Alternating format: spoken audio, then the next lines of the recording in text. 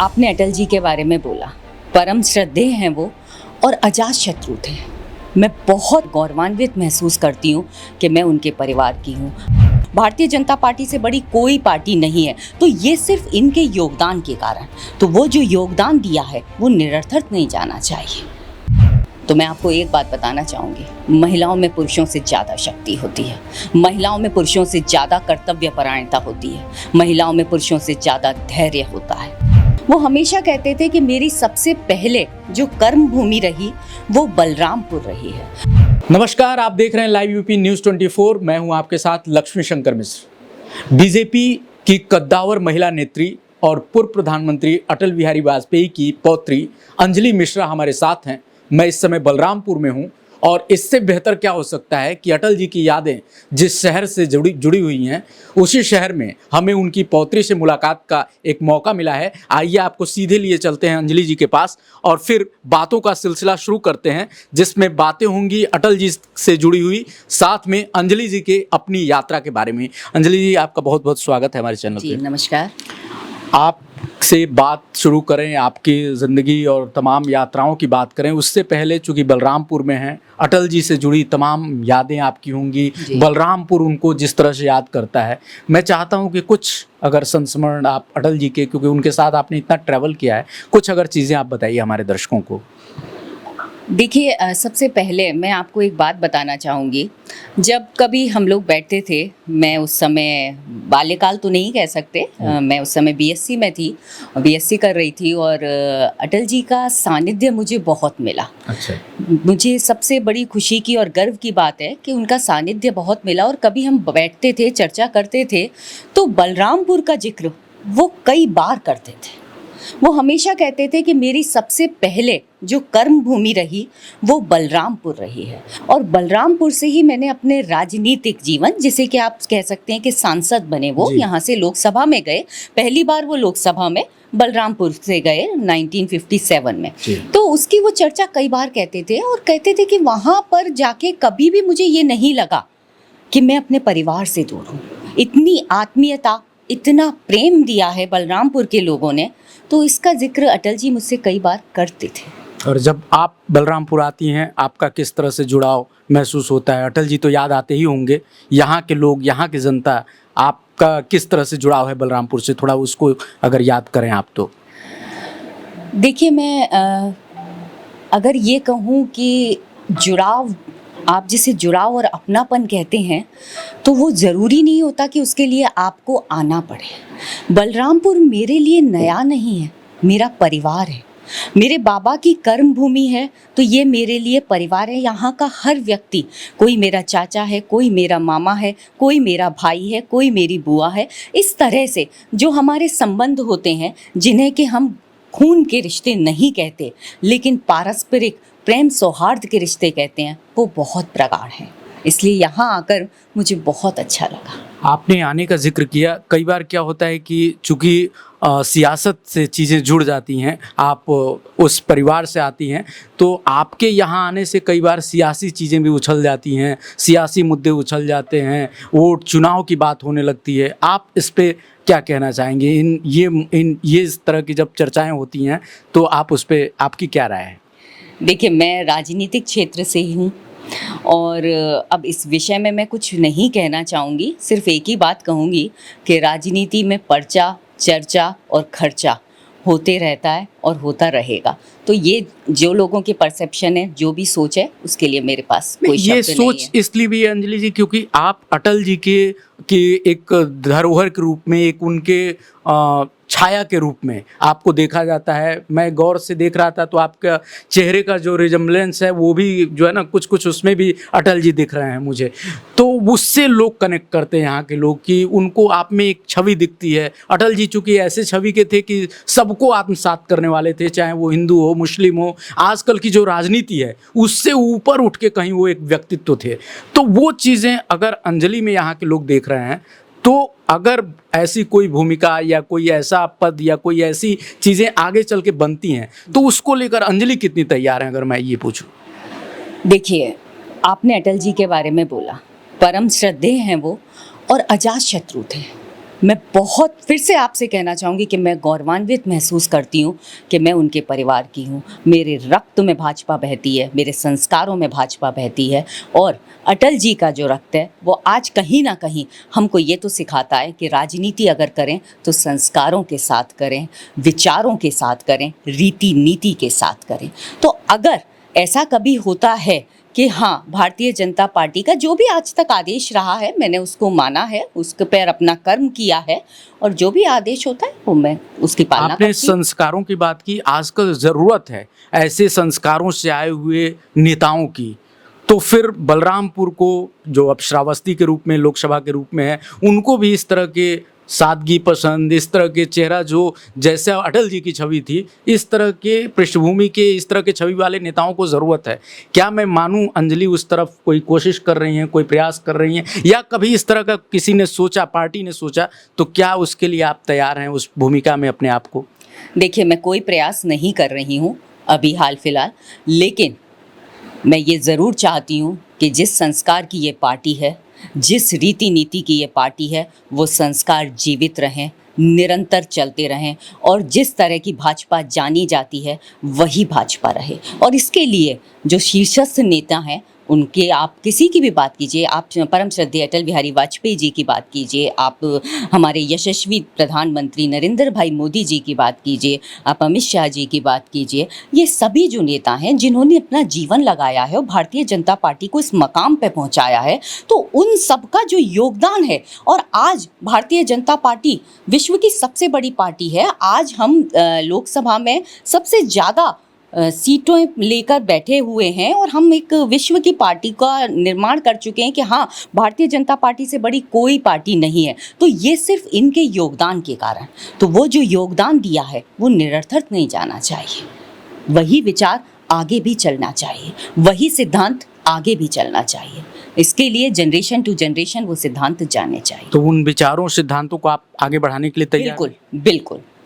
एक महिला नेत्री के रूप में थोड़ा चैलेंज भी रहता है, लेकिन आप चूंकि अटल जी के उससे आती हैं, उन संस्कारों से आती हैं, जो जुझारूपन उनके अंदर था, तो आपको लगता है कि वो सारे चैलेंजेस आपके लिए उतने मुश्किल नहीं होंगे?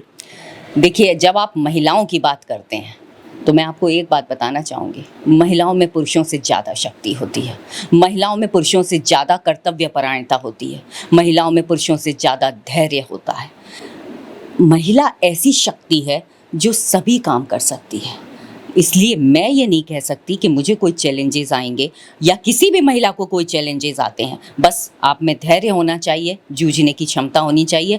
महिलाओं से ताकतवर कोई भी नहीं है। महिला सबसे ज़्यादा ताकत रखती है किसी भी विषम परिस्थिति से जूझने के लिए। बलरामपुर में आपका आगमन, एक तरह से बलरामपुर जब आप आई हैं और अटल जी के कर्म क्षेत्र में, तो यहाँ पे अभी आपका कहाँ कहाँ मिलना हुआ है, किन लोगों से मिलना हुआ है, कैसे यहाँ इस क्षेत्र में आपने अपनी जो भी आपकी छोटे समय की जो भी यात्रा रही है उसमें क्या अभी आप कर रही हैं? देखिए, बलरामपुर सबसे पहले जब मैं आई तो हमारे यहाँ कहा जाता है ना कि ईश्वर, तो सबसे पहले प्रणाम होता है ईश्वर को। मेरे लिए ईश्वर माननीय अटल बिहारी वाजपेयी जी भी हैं, लेकिन सबसे पहले हम गए देवी पाटन मंदिर, माँ पाटेश्वरी को प्रणाम किया, उनका आशीर्वाद लिया और उसके बाद उन लोगों को प्रणाम किया जिनका के हमारे श्रद्धेय अटल बिहारी वाजपेयी जी के साथ बहुत ही ज़्यादा गहरा संबंध था। उन सब का आशीर्वाद लिया, उनसे मिली जाके मैं। इसमें कल हम गए थे, हमारे जो आदरणीय लाड बख्श सिंह जी हैं जिनका कि देहांत हो गया, तो उसके लिए मैं गई थी और पुष्पांजलि अर्पित की थी दुख के साथ।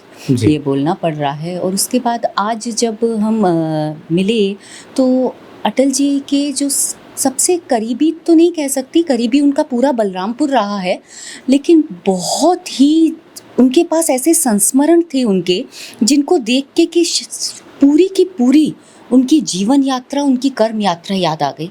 वो हैं शिव प्रसाद द्विवेदी जी।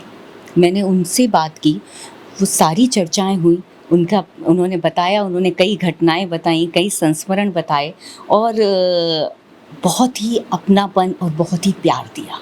इसके बाद हम जो हमारे जिला संघ चालक हैं सौम्या अग्रवाल जी, उनसे भी मेरी मुलाकात हुई। उनकी भी संस्मरण सुने, जो अटल जी के साथ उन्होंने अपना समय व्यतीत किया था उसको लेकर, और उनका भी आशीर्वाद लिया और उनसे भी तो मार्गदर्शन। अभी फ़िलहाल ये जो आपकी यात्राएँ हैं बलरामपुर, श्रावस्ती में, किस तरह से आप देख रही हैं कि आपकी अपनी भूमिका, क्योंकि जिस तरह से अटल जी ने इस जगह को अपने इतने जो योगदान दिए हैं, एक अंजलि जो उनकी पौत्री हैं, उनका किस तरह से आपका क्या चीज़ें रहेंगी जो आपको लगता है कि यहाँ चीज़ें उस तरह से नहीं हो पा रही हैं और आने के बाद उन चीज़ों को बेहतर किया जाए, बार-बार जो आपका आना हो रहा है उसको?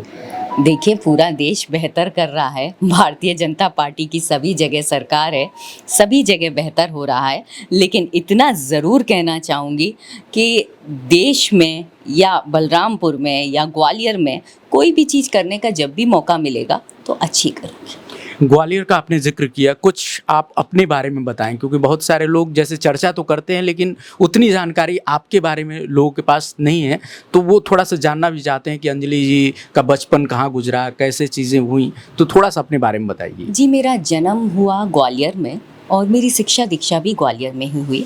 मैंने मास्टर ऑफ साइंस किया जीवाजी यूनिवर्सिटी से।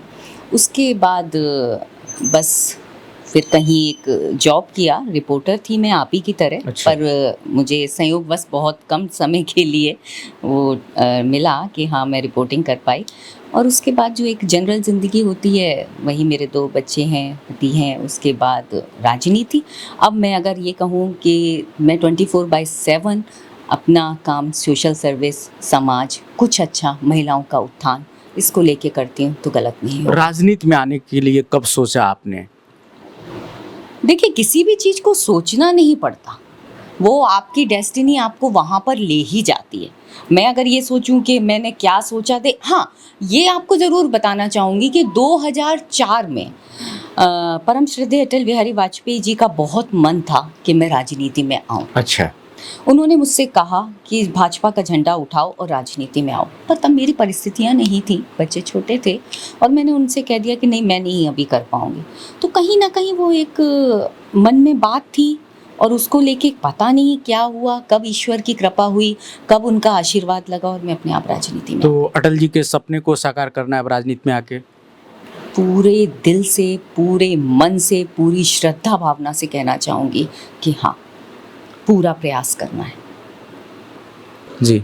मैंने ये भी सुना है कि आप ग्वालियर से बलरामपुर वाया ट्रेन आई, तो इसके पीछे क्या वजह था? ट्रेन से यहाँ पे बलरामपुर आप आई, फिर आपको उसी तरह से मतलब लोगों की भीड़ भी मिली आपके स्वागत में, अचानक से ग्वालियर से आना और इस तरह से लोगों का भीड़ उमड़ पड़ना, क्या संकेत हैं इस? देखिए, इसमें कोई संकेत नहीं है। श्रद्धेय अटल बिहारी वाजपेयी जी ग्वालियर से हैं, जो कि हमारी नेटिव अगर प्लेस की बात करें तो वो बटेश्वर है, लेकिन फिर परिवार ग्वालियर आ गया था, शिक्षा दीक्षा ग्वालियर में हुई थी। तो उनकी जन्म भूमि, उनकी जो शिक्षा का क्षेत्र था, उससे लेके कर्म भूमि तक मैं ट्रेन से आई। अटल बिहारी वाजपेयी जी ने बलरामपुर को बहुत कुछ दिया, तो वही सुशासन ट्रेन से मेरा आना सिर्फ इसलिए था कि मैं, एक तो कोई बड़ी बात नहीं है, एक तो पहले थोड़ा सा आश्चर्यजनक मुझे इसलिए लग रहा है कि ये कोई बात नहीं है, हम लोग सभी ट्रेन से चलते हैं, जनता सारी ट्रेन से चलती है, हम भी जनता का पार्ट है, हम भी ट्रेन से चलते हैं। लोग आपस में कोई ज़रूरी नहीं है कि फ़्लाइट से आएँ, अपनी गाड़ी से आएँ। जो प्यार सौहार्द हम लोगों को ट्रेन से मिलता है, 4 लोग बैठे होते हैं, गप्पें हो रही होती हैं, बात हो रही होती है, 5 व्यक्ति से आपके इंटरेक्शन होते हैं, एक दूसरे से अपरिचित आप रहते हैं, लेकिन परिचय होता है, वो सब चीज़ें भी होती हैं। और ट्रेन से आना कोई बहुत बड़ी बात नहीं है। हाँ, लेकिन ये ज़रूर है, वो सिर्फ इसलिए था कि ग्वालियर से बलरामपुर को कनेक्ट करने के। ये ट्रेन वाला सवाल तो मैंने इसलिए पूछा ना, क्योंकि आजकल क्या है कि नेता बनने के बाद या इस तरह के उसमें जाने के बाद ना, लोग अपने आप को एक अलग वीआईपी ट्रीटमेंट फील करने लगते हैं और फिर वो फ्लाइट से या उससे नीचे नहीं उतर पाते हैं। तो आपकी तो जो चीज़ें हैं वो तो अटल जी के, मुझे लगता है कि उनसे जो आपने विरासत में पाया है, इस कार्ड से आप उसको इस तरह से आप एक्सप्लेन कर रही हैं या आप आई, लेकिन आज के नेता उस तरीके से नहीं वो करते हैं। देखिए, मैं जब से बलरामपुर आई हूँ, मेरी कई लोगों से बात हुई और जितने लोगों से बात हुई और जिन्होंने अपने संस्मरण सुनाए हैं, वो सिर्फ एक ही चीज़ को कनेक्ट करता है कि वो अपनी जनता को कितना प्यार करते थे। वो अपने कार्यकर्ताओं को कितना प्यार करते थे। वो कभी नेता की तरह नहीं रहे, वो उनके साथ उनके सहभागी की तरह रहे। उनके साथ उन्होंने जो काम किया वो ऐसे किया कि हाँ, हम सब एक साथ हैं, एक बराबर हैं और आप मेरी टीम हो, और इस तरह से।